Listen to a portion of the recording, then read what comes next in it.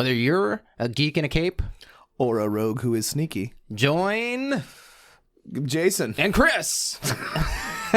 If we can get through the intro of Entertain the Geeky.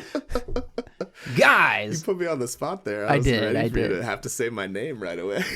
Well, like, it felt natural to make the switch there because I'm like, I shouldn't say my name first, then I'm a prick, you know? No, it's your show. No, I mean, I guess. This is not my show. Fair enough, fair enough. But here we are, nonetheless. Yes, we are here. So, Roger's got some family stuff going on right now, so me and Jason are tackling the mics today. Indeed. And Jason gets here and he's like, what the fuck are we going to talk about? And I'm like, that's a good question. So we decided to go with what makes a good role-playing experience.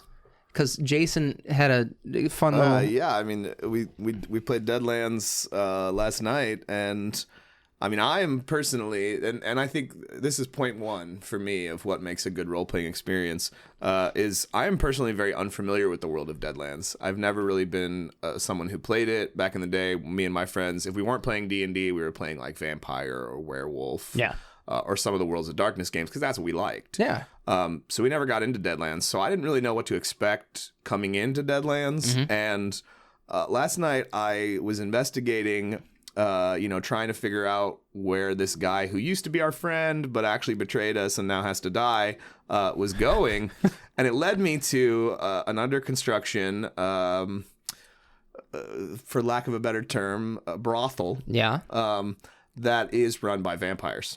What? Yeah, and so that's something like I'm playing in a game. It's very Wild West themed, Yeah. right? And then all of a sudden there's vampires, and that was a very out of nowhere thing. And I can't in the game, like, of course, me, Jason, I know what you're doing. That's a vampire. Mm-hmm. But Chavez, the character I'm playing in the game, he has no idea that it's a vampire. Yeah. He just knows that there's some monster escort woman who tried to kill him and is scared of the sunlight. He has no idea what that means, though.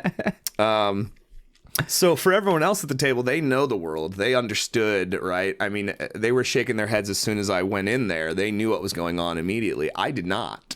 So for me, the vampire thing came out of nowhere. So I think point one for me about making a good role-playing experience is how much knowledge do you have going into it? Do you know about the world? Because if you don't, you're actually in a much better position to be more Exploratory. in the moment and Yeah. surprised by the kind of things that can pop up. Absolutely.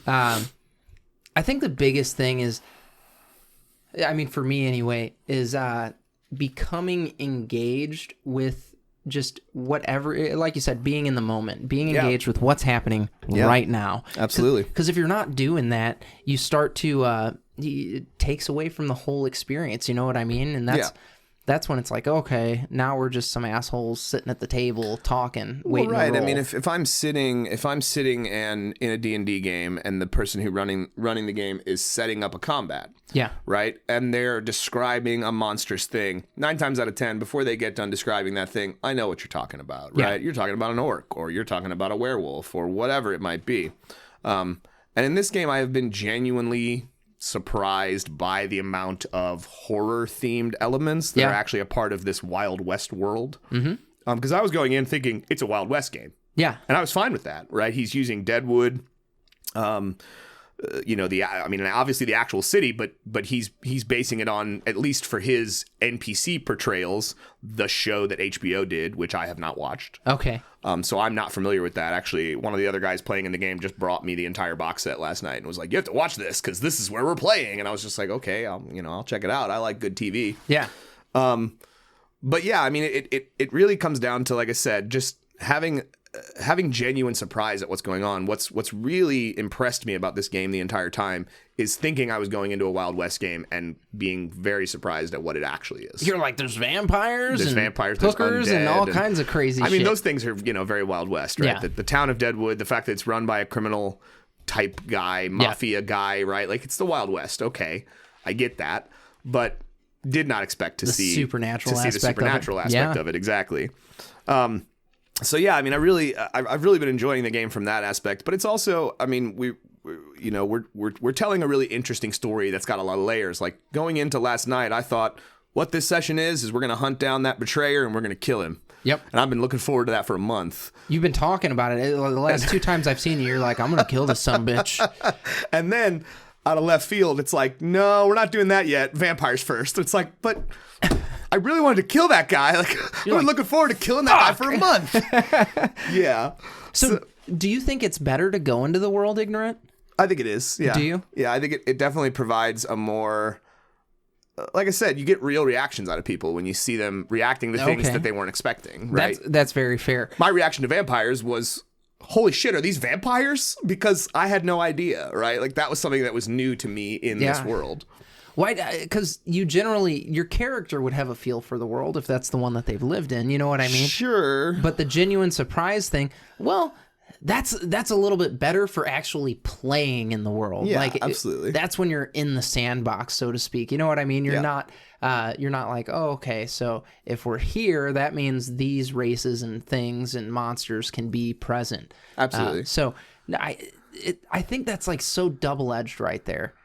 I mean, sure. I think a small part of what else makes, going in blind a very positive thing is just having no real expectation, right? Because everything we do, I mean, we're going to go to see this movie, or we're going to go to have dinner at this place we've never been to before. You have an expectation in your head of what you're going to get, right? When you go in completely blind with no expectations, it actually can heighten your enjoyment, not even just from a, engaging with the game perspective, but engaging with the other players. Absolutely. Who, in this case, like I said, all know the world. Yeah. And are in, kind of face palming when I walked into the brothel, knowing, holy crap, you're walking into a den of vampires. What's wrong with you? You don't even have backup. You're all by yourself. That's hysterical. But it's not like they can tell me that, because I did go off on my own to investigate this thing. So it's just like I said, you have no expectations, right? Having no expectations is not something that we experience a lot in our lives. Yeah. Well, Roger ran a campaign for us years ago. And he's running the Deadlands campaign that I'm playing in right now. He actually does a good job as a DM. He ran a campaign for us, and it was D&D 5e, and aliens were fucking in it. Well, sure. I mean, spires are coming out of the sky. We'll come to find out we get onto one. It's a spaceship. Yeah. Everybody's reaction was like, holy shit. Like, it made for an exciting and very engaging experience. And somehow we get the spaceship in the air and crash it because, well, none of us have ever been on a spaceship before. None of us even knew that existed. Right. So we have no idea what this is. Yeah, it was awesome. Somebody killed an alien with a broomstick that he found in the janitor's closet. They went into the janitor's closet as though it were the armory. Okay. How would you know? Because you wouldn't know. How would you know? Sure. So you've got like this bucket, and you're like, fucking cool, man. Trash can lid. I'm reminded of something similar. I was running a campaign that started out in the Underdark, and Brent, our friend Brent, was playing a Minotaur, and he had never seen the surface world before. All he'd ever known was the life of the Underdark.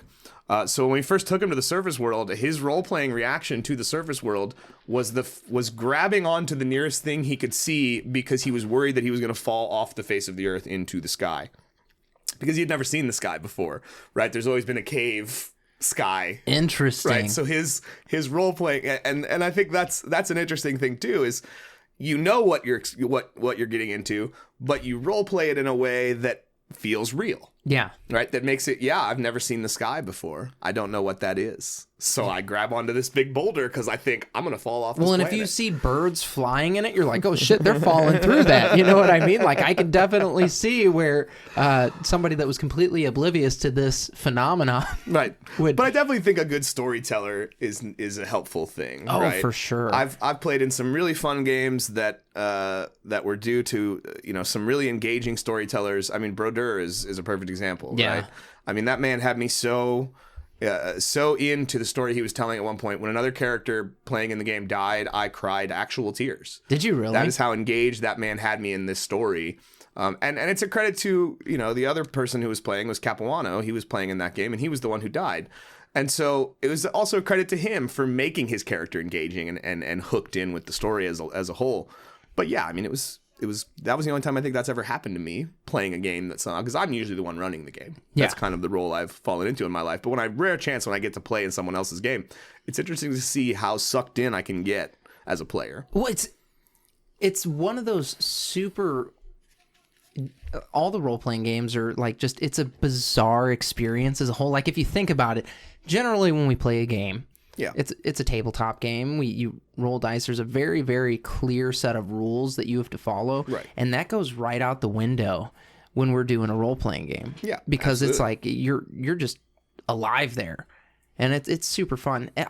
It's so weird because it's this meshing of what the DM is trying to accomplish, and then the characters getting it there. Sure. Like, whatever. It's so cool, man. But so, I mean, as a larger theme of, right, like this question of what makes for a good role-playing session, I actually just recently had, and I've had this before, but most recently I ran a one-shot game for a friend of mine and his wife and their 3 children. Mm-hmm. And I will say one of the things that I think makes a really good role-playing game is good imagination and willingness to just go into the story without any preconceived notion of what it might be. Yeah. And the people who are the best at that are children. 100%. Children, I mean, one of the things I noticed at the table just running that game is the children were the one asking questions. The children were the ones who wanted to know what was going on. The children were the ones that took the initiative when it came to attacking monsters, right? They're just more inclined to dive 100% into this story, in this narrative, right? Because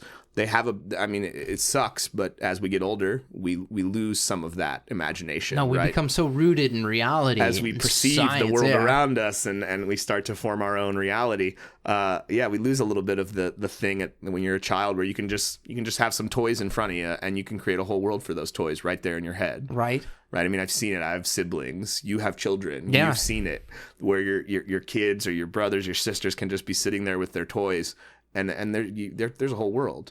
And if you ask them about that world, they'll tell you about it. Oh, yeah, right? absolutely. They will tell you what that world is that they just crafted in their brain for these toys. Well, you know what's weird, too, is these worlds that, like, people create, you go into it knowing little things about it. Sure. But the world kind of reveals itself to you in a very peculiar way. It's not like, I just said it's this way, and because I'm the creator, right, it's this way. You'll go there and you're like, oh, maybe this is what's going on. Yeah. And I think that's so much fun. Like, that was one of when you were saying that reminded me of being a kid, and like you're playing with your action figures my turtles or whatever. Or my Star Wars action figures. Yeah, dude, I was all into the X-Men action figures. So I had those too. So I had like the X-Men 92 universe to kind of base things on. Yeah. But then I'm like, oh, dude, well, what if this is what's happening? And you get so sucked into that, and it's so cool. You create your own narrative based on expectation, based on the look of what's going on, the look of the figures themselves. You just create your own world, and it's amazing. It's the best. And so I think one of my big things, and I've talked about this with Brodeur, is if I could find a way to monetize running games for children, man, I would do that in a heartbeat, because it's fun. It really is fun. I don't have to work as hard. The children are working hard. Right, they want to know about the world. They want to ask questions. And I, as a GM who has done this a lot and has taken the time on some occasions to build really complex worlds that are all fleshed out, that you could ask me anything about, I could tell you every detail about this world, only to have adult players not ask any questions about that at all, and completely ignore that as something that, and they don't know that I worked so hard. And I'm not mad that they didn't ask, but playing with children, no, they want to know. They want to feel like this world is real. Why is that tree there? Exactly. Well, I think that's one of the things that we get so blindsided by, like, as adults, because you're like, no, I just got to get point A to point B. Like, that's all you really care about is, I got to get to the next stage, the next thing. Yeah. Instead of being like, well, why is the fucking sky blue? Right, exactly. Like, how did this happen? Mm-hmm. So yeah, it's. I think that's a big one, right? Is people with good imaginations. It's a very big one. For me, what makes a game great. The last game that I was like running was for Tara and the kids, and I'd actually done an episode and talked about that a little bit. But getting them to start role playing was kind of tough, and this is partially my fault. But Christopher was this rogue, total self-serving rogue, and he was role playing a totally self-serving rogue. He's like, meh, I don't want to go any further with this shit. Sure, like, I can stay here and loot some of this stuff, and I'll get plenty of money. Right. And I'm like, you're not in any way, shape, or form intrigued by glory and riches. He's like, well, how rich? Right. He's like, because if it's too risky, it's not worth it. And I'm like, oh, okay. And this is a child. This is a kid. Mind you, anybody who's listening out there that doesn't know, He's 10. This is a child. Yeah, I'm like, well, you have a very adult way of looking at this, but no, you need to do this, I think. It seems like, though, at some point you probably explained to him what that class was, and he seems to have embraced that. No, I totally did. Yeah, as a reality, like, if I'm playing this class, well, this is how I'm going to play this person. Well, as we were building his character, I was like, well, this is going to be the easiest for you to play. Like, I didn't want him to do, he's doing a rogue, so I'm like, I don't want to make you an arcane trickster because I don't want you to have to worry about spell slots or anything like that. Yeah, kids to worry about magic, that's for sure. So I'm like, we're not going to do that. It's hard enough for adults. Yeah, no shit. So I'm like, you're not doing that one. Let's do a thief. Sure. Like that or an assassin. And I don't want him to do the assassin because I'm like, I don't want you to be completely bloodthirsty at this point in time. Like, right. You need to be a sweet kid for a little bit longer. Right. So I'm like, you can be a little prick thief, I guess. And then go kill people in Fortnite. Good job. Yeah, right. Dude, parenting is hard. Parenting is hard. So, yeah, it took me a good minute to get them like sucked in, and it took an NPC to do it. Sure. And as I introduced this NPC, like he'd kind of popped up, and they didn't know who the hell he was or anything like that. Sure. I made him very mysterious at first, and it was when that character started like dancing around and singing and stuff that they were like, oh, this is fun. And I was like, yeah, you get to do this too. Do you want to dance with him? And they're like, yeah, fuck it, let's dance with him. We'll eat with him. Yeah. He's making dinner. We want to eat dinner with this guy because he's cool. Well, and it took Rob's kids a little bit to get into that aspect of it. But right away when they walked into town, they a lot of people were giving them a wide berth. People were closing their windows. This was a town that had been plagued by vampirism for a while. Right? Okay. I was setting up.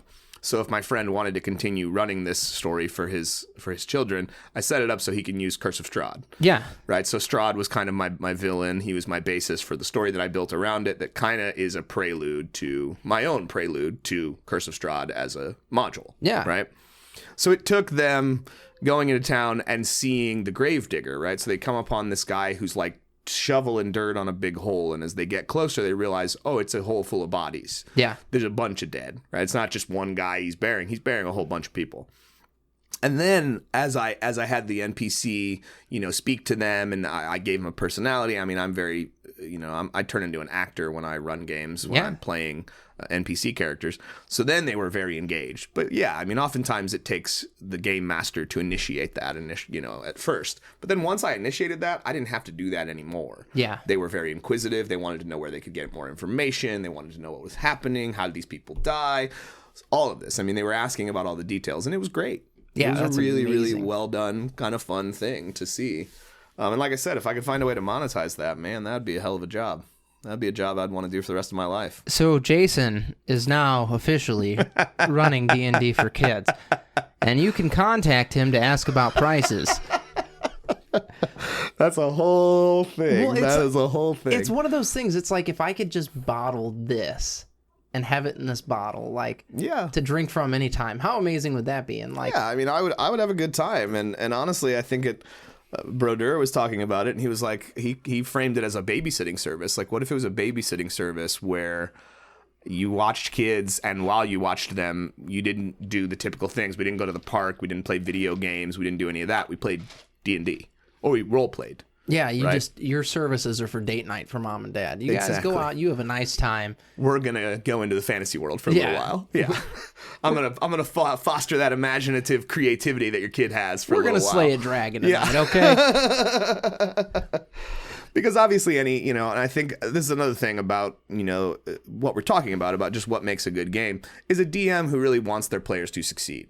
Right? Is it my job to try to stop you from succeeding? Of course it is. That's one of the roles I have to play. Mm-hmm. But I don't want you to fail. I want you to succeed, right? Because I didn't sit here and craft this narrative for you so that you could die 5 minutes in and not experience it for what it is. Yeah. I want you to succeed. So there's a certain measure of knowing when to put the pressure on and knowing when to let up a little bit. Oh, absolutely. Right? When to let the players feel like they're super-powered heroes, and when to make them humble and go, oh, wow, that's a dragon. We should run. We can't fuck with that yet. Right. We're level 2. So I think that's another thing that makes a good game is a game master who understands and respects that boundary. Right? I think you have to know when to push and know when to back off a little bit. Well, that was one of the things. So within 10-20 minutes of the game that I was running for Tara and the kids, Tara almost died because they had to cross a river, and she botched a fucking roll. Yep, it happens. You can't be good at everything all the time. That's what I'm saying. So I'm like, look, you kind of slip and fall in, and there's an undertow, you know, and you start to drown. Yeah, and she's like, holy shit, and the kids are failing at saving her. So then NPC has to come in, and he's like, shit. Well, sure. There's again, and I think in that regard, right? It's knowing she failed, they failed. So you managed to make it back to the surface, and guess what? There's a tree branch. Roll me this real quick to try to grab onto it. Yeah, you only got to roll a 5. Come on. Sure. Yeah. Right. So that's on a DM to be able to improvise. Yeah, for and sure. Throw in like, okay, everyone's failing. I don't want you to fail here though. So let me find a way to help you succeed that seems natural. Yeah, for sure. Like it's a river. There's trees. It's a forest. There's a tree branch. Sure, you grab that tree branch and you manage to swim your way to shore. Yeah, with its help. You know what I mean? Like that's on a DM to know when to pump the brakes a little bit. For sure. It's like, guys, we haven't even gotten to combat yet. Right. Like, well, so that's one of the things that I was going to ask you. So how important do you think combat is to a good role-playing experience? Because you can have a very, very immersive story going and never fight in it. Oh, sure. There's plenty of sessions I run for the games I run for most of my adult friends where there are whole sessions where we don't fight a thing. It's a lot of role-playing. It's kind of setting up the world. Mm-hmm. And then the next session I balance that out by having it being more fight-centric. But I think with kids, it's important to show them both sides. Oh, for sure. Right? Because kids going in, you're starting with the role playing and they want to do that and they're getting into that.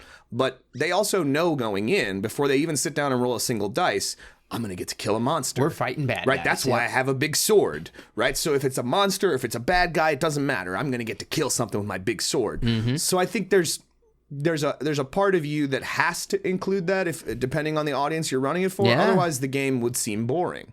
For right? Sure. Because they play video games, right? They play Fortnite and they play Call of Duty and they play Grand Theft Auto and all of these things where, yeah, there are cutscenes to watch and dialogue options to pick and have a conversation, but they're also then getting to pull out their gun and shoot the bad guy or whatever it might be. You know what I mean? So I think it's important, especially for a younger audience, to balance both of those things. For sure. So I had some role playing, a good amount of role playing. And then I had a good amount of fighting. They fought some zombies, they fought some ghouls, and then they fought a vampire. They fought Strahd. They fought Strahd von Zarovich. Now, they were never going to win that fight. That wasn't the point of that fight. The point of that fight that I used that final boss fight for was, because Strahd is a character like Dracula in most other things. He wants to die, but he never will. Yeah. He wants his suffering, his endless torturous life to end, but he never will. It never will. So he's constantly on the lookout for warriors who might be able to give him what he wants. Mm-hmm. So the story literally ends with him halting the fight and saying, you might be the ones. And then the mists come in, engulf the party, and when the mists clear, they're in Barovia. Yep. Which is where Curse of Strahd starts. Yep. Right? And that's literally the premise of the start of that game is you got caught up in the mists and you arrived in Barovia. Yeah. Whether you knew the people you were with or not, you guys got caught up in the mists, and here you are in Barovia. That's how the game starts. For sure. So I literally set it up so that he could continue running, and I think he's going to. I think he's already texting me and saying, well, how much money am I looking at to get the book, and some figures and some maps, and he's already asking those kinds of questions. So I think he's going to plan on continuing. That's awesome. To do it. So well, it's so funny because like the first session that I did with Tara and the kids, I was like, we're not going to do combat this session. I don't think. It really just depends on how fast we progress in the story, how deep you get in. Exactly. And we didn't because they were kind of dragging their feet at first. I told you one of my players was like, no, this doesn't make sense to me. I'm staying here. I don't care about this big adventure you've planned. Yeah. I'm a rogue. I'm looting. Okay. It's pillage time. Let's go. Right. Now I'm going to go have a drink. Exactly. So he's, off. He's like trying to do his own thing. And like the other characters are like, I don't know. This is kind of scary. Like, because I had the city get fucking, like, just blasted, and everybody thinks it's a dragon right now. Sure. So they're like, dude, the fucking first thing that happens is we're here, like, we just got done on an adventure, and we're getting nuked. Like, what the fuck, dude? Right. We can't do anything about that. We're cool. We're gonna hang out. No, you're fucking not. Because the king knows you're good. Sure. He knows you're good. Yeah. Oh, yeah, by the way, the king's dead. His kid knows you're good.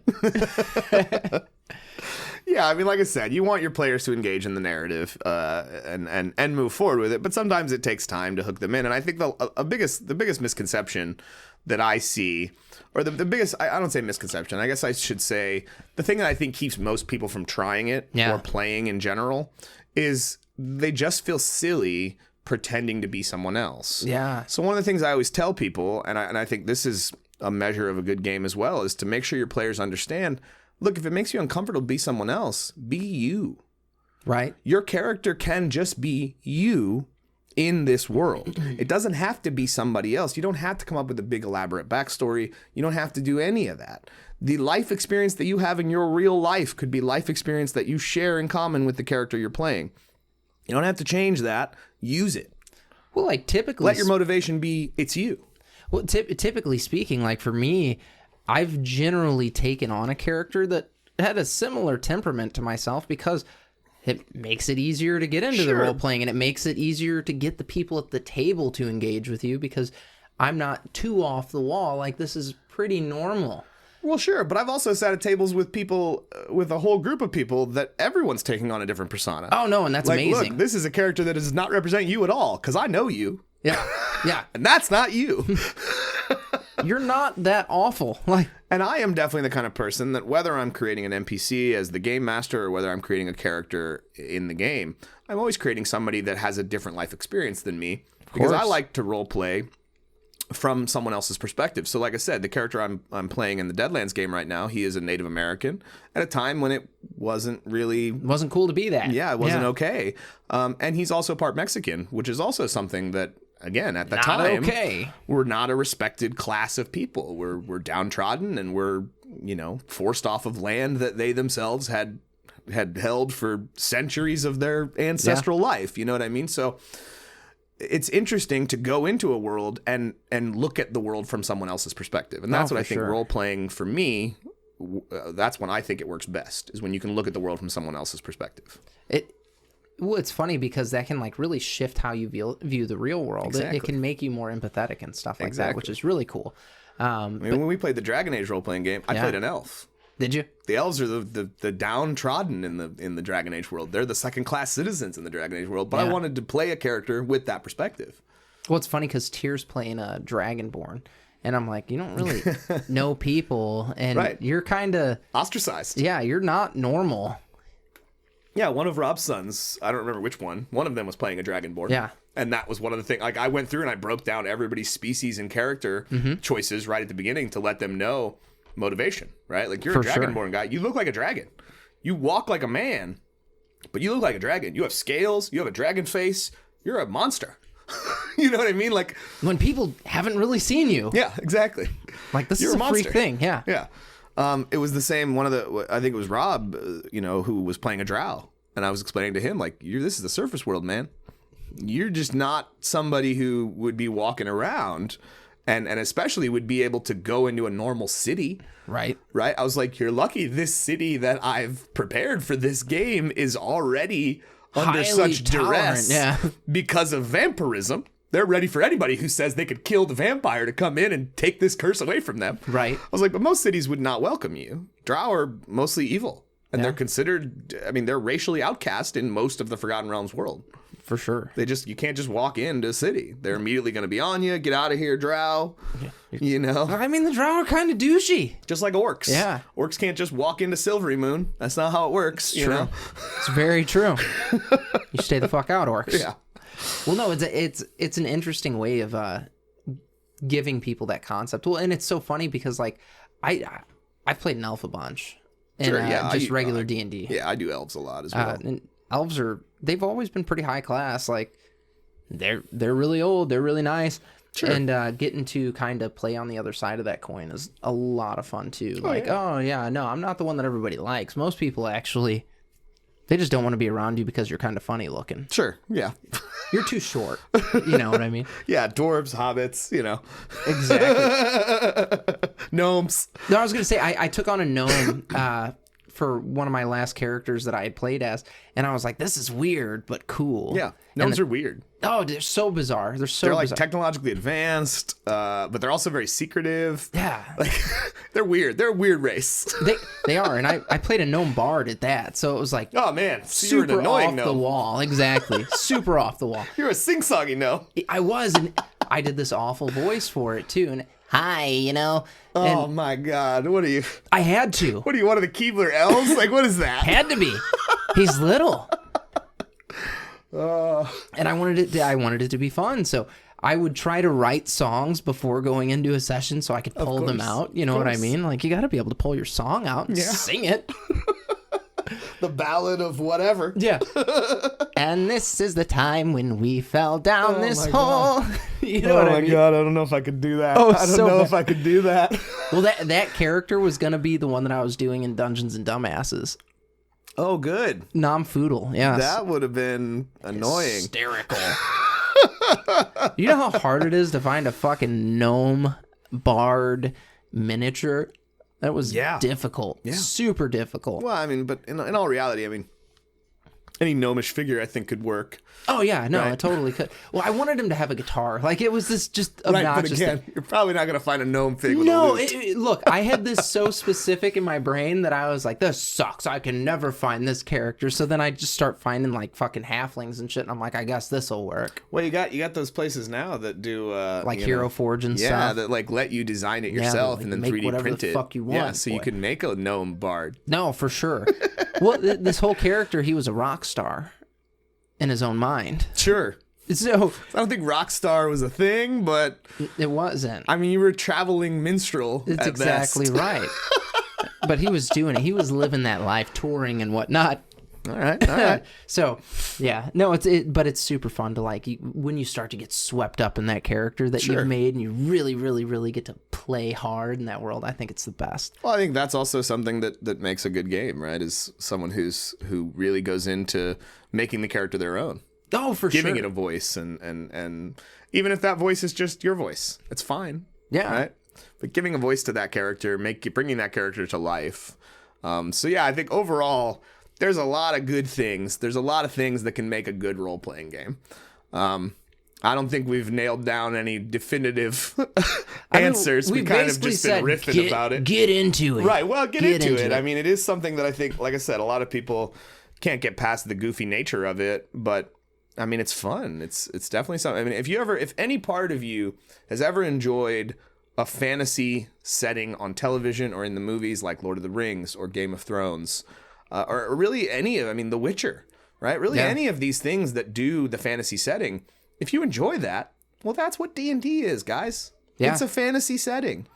It's a setting with magic and dragons and monsters and wizards and sword fights. And I mean, that's what it is. So if you like those things, you would probably like this thing. I mean, imagine putting yourself in Geralt's shoes. And I know, you say, oh, you can go do that on a video game. It's not the same thing. Not the same at all. It's not the same thing.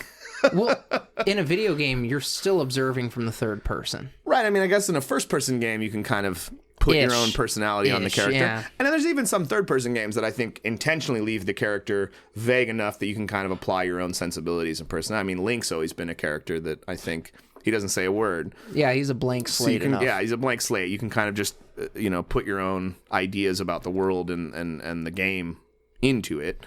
But yeah, Geralt has a personality. Yeah. I mean, he's you can control what he says in conversation, but he's got pre-programmed responses. You get to pick one. Yeah. This is what he would say. Are you going to say A or B? All right, these are the things he would say. Pick one. Yeah. So, is there anything that you think players should avoid in order to make a more players or DMs should avoid doing in order to make a more immersive experience? Well, I think the DM thing we went over, right? It's all about balance. It's all about knowing when to push and knowing when to you don't want to just go and shit on people, right? But from a player's perspective, I think one of the things that always trips players up, right, is letting all of those choices you make at the beginning of the game dictate how you play the game, right? Yeah, you picked your class. Yeah, you picked your alignment. You picked your spells. Mm-hmm. But maybe as you start playing the game, you realize that doesn't define who you are. I think you gotta take yourself off of the page sometimes and just be in the moment. Well, yeah, it's character development. That's a problem. I think that's a problem that players have. They get into this idea of what would my character do. Fair enough. But it's not what your character do. What would you do? Right? Because that's who you're the character. Yeah. Right? So if you're looking at the page and thinking, I'm a neutral good, or I'm a lawful good paladin of blah, blah, blah, what would he do? No, you're him. So even if you would do something that doesn't fit within that mold, well, you can adjust that as you go. Alignments can shift. It doesn't have to stay what it is when you write it down. That's why you write in pencil. Nobody's writing in pen, and I think people say, oh, that's because, we're going to change the scores and we're going to change the numbers. No, sometimes that can mean you're going to change your alignment or you're going to change your class. Yeah, you're going to go in a different direction. You had this great epiphany. Okay. Right. While you were playing the game. So I think, like I said, it comes down to, don't ask what your character would do. Ask what you would do. If you, Chris, were facing a dragon with a sword and shield in your hand, what would you do? Yeah. Don't think about what the guy on the page would do. Think about what you would do. Yeah, how big is this dragon? That's the first question I'm asking. Ancient dragon. Yeah, old dragon. And I'm by myself? Yep. I'm fucking leaving. Right, exactly. Yeah. My happy ass is going to hope that he didn't see me or smell me. But maybe if you got trapped into that looking at the page thing, you might think, well, my character would draw his sword and go into battle, right? But that's the trap, right? Don't worry about what your character would do. Worry about what you would do. And then as a DM, we did pretty well cover that. Pump the brakes sometimes, or I think give it some gas. Right. There are times when your players will feel like superheroes and are, when you're looking at how the battle is progressing, they pretty much are superheroes. So sometimes maybe hold on to that big super spell for the end when you've gotten them, lured them into this place where they feel like superheroes, and then right as the battle's about to be drawn and over, hit them with the big giant thing to make them humble a little bit at the end and go, you know what? He almost killed us. We were pretty badass for a second there, but it didn't keep going that way. It went our way for a little while because, like you said, it's all about dice rolls, and you can't do good every time. Sometimes you just do really bad. Well, I think the dice rolls are like the one thing that's the equalizer, right? Yeah. And I think that's one of those things that's so much fun. Like, you have stats, and it's just like being a normal person. Right. There's shit that I'm pretty good at. Sometimes I even fuck that up. Right. And you sure as shit wouldn't. I'm pretty good at climbing a mountain, but every now and again I'll slip and fall. Right. Right. And that's really what it's. It can't be good all the time. It's like that in D&D. I know it's more swingy, but it's a story, and it's you're not doing that every second of every day, so it has to be swingy and it has to be crazy and climactic, and it's. But I think at the end of the day, try it. I mean, it is a game that I think more people would find that they would enjoy if they would get past what societal taboos have been placed on it and just give it a try. Because no matter what world you want to be in, right? You don't like the fantasy world? Guess what? There's all kinds of worlds. Yeah, play fucking vampire. There's vampire, there's all the White Wolf stuff, the Worlds of Darkness stuff, there is the end of the world stuff with the zombie apocalypse and the machine apocalypse and the singularity and the robot uprising. Those are all fun too. And the return of Cthulhu, and there's all kinds of different worlds. I mean, I'm playing in a world right now in Deadlands that is the Wild West, but it also has horror monsters in it. Yeah. Undead and stuff, There's all kinds of worlds. I think if you've ever been inclined to try something, try it, because you'll find something that you'll enjoy. Well, and I'll play devil's advocate here a little bit because maybe you would like to try one, and maybe you don't know where to start. There's a local game shop somewhere. I promise you. And they're all over the place. That's a ground zero for you. Yeah. Go in there. Most game stores do role-playing nights. They do. Yeah. Almost all of them have a D&D night. Yeah. And I mean, D&D definitely. But I've known some that even do, other games. No, for sure. Role-playing nights. For sure. Yeah. Starfinder's one that's like, that's pretty Sci-fi popular Pathfinder. now. Exactly. Yeah. Super cool. But like go to your local game shop, go in and ask somebody there, hey, how do I get started? Right. Is there a group that I can get in? Because you can find one. I promise you. Yeah. There are other people that like this stuff too and are in the same boat as you. And you might even be able to trick a friend to go with you if you're too scared to go by yourself. Trick a friend to go with you. Don't deceive your friends. I'm not saying deceive them, but you can be like, hey, we're going to go play this really great game. And if they don't have to necessarily know what it is. And then you end up rolling characters and they're like, oh, this is kind of fun. I get to be creative. Right. Exactly. So Yeah, just try it. Yeah. Try it. I think it's worth trying. That's absolutely right. Yeah. I mean, I think that can pretty much wrap this one up. Yeah. I think that's a good spot. Yeah, I mean, everybody, don't forget, we are launching the Kickstarter for Conniving Cooks on the 5th of May. Yeah, we were going to do it on the 4th, but then we didn't want to compete with Star Wars Day, so the 5th seemed like a better day. So we're going to do it on Cinco de Mayo. Oh, yeah, Cinco de Mayo. Damn, I forgot all about that. Yeah. I don't celebrate Cinco de Mayo. I don't drink. I don't drink either. Holiday. It is a drinking holiday. I forgot all about the drinking holiday. But we are going to launch it. It's happening. It has to. I have started communicating with some of the people from Geekway to the West. We're going to try to get set up with the Kickstarter table. So I don't know if that's going to happen, but we're hopeful. Yeah. I'm emailing right now, so we're going to figure that out as we get closer. Also, just to mention it, our good friend Mike Brodeur is put a lot of his money and effort into becoming a gaming journalist, and he's launched a website and a business called the Influence Foundation. Their motto is "We are everywhere," which I think is, if you know Brodeur, is a completely appropriate motto for him. The website is goinfo.org. There's not much there yet, but he's getting ready to launch it in full, heading out to Gamma with his press pass and going to get some interviews, and we're rooting for him. Yeah, super amazing. Keep that on your radar for the future. Also, you can link to our friends Matt and Jeff. Board Game Bros. The Board Game Bros. They're brothers. They play board games. They talk about board games. And they're and they create board games. Yeah, I was going to say, with EG Games, like we have a pretty tight-knit thing with them. Yeah. And you can find their podcast on the podcast page at entertainthegeeky.com. Yeah, and on entertainthegeeky.com, you can follow us on all of our social media. Yeah. You can read articles, all kinds of goofy shit there. We're trying to be the one-stop shop for all the nerdy stuff now. I mean, I've tried. We got video games, we got comic books, we got movies, we got television, we got board games, we got role-playing games. It's a lot. It's a lot to keep track of. Yeah, no, for sure. Well, and then we had Scott Sampson for a little bit that was just doing his... the music articles, the bits of everything. Yeah. I mean, it wasn't always music. It was just, he would just choose a topic and just he wanted go with it. Yeah, it was awesome. Yeah, it was great. Super cool. So yeah, you can go there if you want to read some interesting shit. And there's going to be more coming here in the future, and we're super excited for what the future holds. Absolutely. So guys, as always, stay geeky.